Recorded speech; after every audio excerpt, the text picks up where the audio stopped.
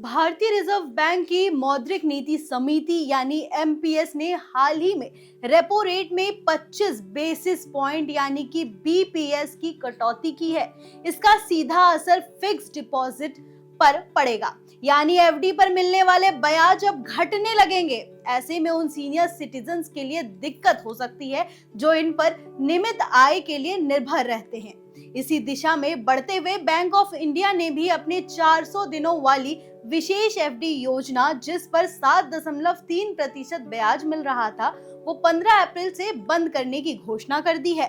Bank of India ने कई अन्य अवधि की एफडी दरों की भी कटौती की है। वहीं एचडीएफसी बैंक ने सेविंग अकाउंट पर ब्याज दर को 3% से घटाकर 2.75% कर दिया है।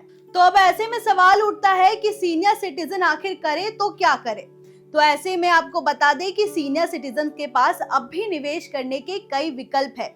एक्सपर्ट्स का मानना है कि सीनियर सिटीजन्स को अब छोटी बचत योजनाओं में निवेश करना चाहिए, क्योंकि यहाँ भी कई दरें ऐसी है जो एफडी से ज्यादा हैं। आपको बता दें कि सीनियर सिटीजन सेविंग स्कीम यानी कि SCSS, जिसमें 8.2% का सालाना ब्याज मिलता है और तिमाही पेमेंट का ऑप्शन भी है। वहीं post office monthly income scheme यानी कि POMIS, इसमें 7.4% का सालाना ब्याज मिलता है और इसमें आपको मासिक पेमेंट का ऑप्शन भी है। वहीं एक और ऑप्शन है सीनियर सिटीजन्स के पास, जो कि है नेशनल सेविंग सर्टिफिकेट यानी कि NSC, जिसमें 7.7% ब्याज मिलती है। वहीं आपको बता दें कि एक्सपर्ट्स का मानना है कि AAA रेटेड कॉर्पोरेट एफडी पर भी विचार किया जा सकता है। ये बैंक एफडी से ज्यादा ब्याज दे सकती है और इनमें मंथली पेमेंट का विकल्प भी होता है। वहीं एक बात आपको ये भी बता दें कि लंबी अवधि वाली एफडी भी एक अच्छा विकल्प है सीनियर सिटीजन्स के लिए। कुछ जानकारों का मानना है और कुछ एक्सपर्ट्स का मानना है कि अभी भी जब ब्याज दरें और गिरने की उम्मीद है, तो सीनियर सिटीजन्स को छोटी अवधि के बजाय लंबी अवधि की एफडी में निवेश करना चाहिए। एक्सपर्ट्स का मानना है कि भारत में ब्याज दर का एक चक्र आमतौर पर 2 से 3 साल तक चलता है और अभी भी हम कम ब्याज के उस चक्र में हैं, यानी आने वाले सालों में ब्याज दरें और भी ज्यादा गिर सकती है। तो ऐसे में इक्विटी मार्केट में भी निवेश करना एक सही ऑप्शन है। सीनियर सिटीजन्स के लिए सलाहकार मानते हैं कि बाजार के मौजूदा अस्थिरता के बावजूद सीनियर सिटीजन्स को अपने पोर्टफोलियो का एक हिस्सा इक्विटी में भी लगाना चाहिए।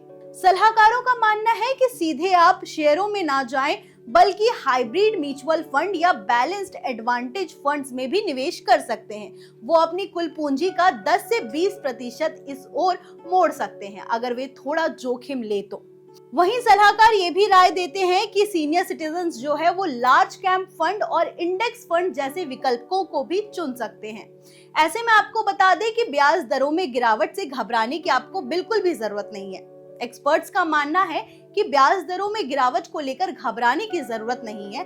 महंगाई में गिरावट भी इसी नीति के पीछे का कारण है और इससे सीनियर सिटीजन्स के रोजमर्रे के खर्चे भी सीमित रहेंगे।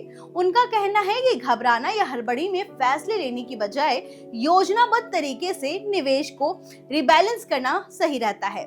इससे सीनियर सिटीजन्स को अपने निवेश की भी अच्छी वैल्यू मिलेगी। तो कैसी लगी आपको ये जानकारी, हमें कमेंट करके जरूर बताएं और ऐसी ही जानकारी वाले वीडियोस के लिए देखते रहें ONOG डिजिटल। धन्यवाद।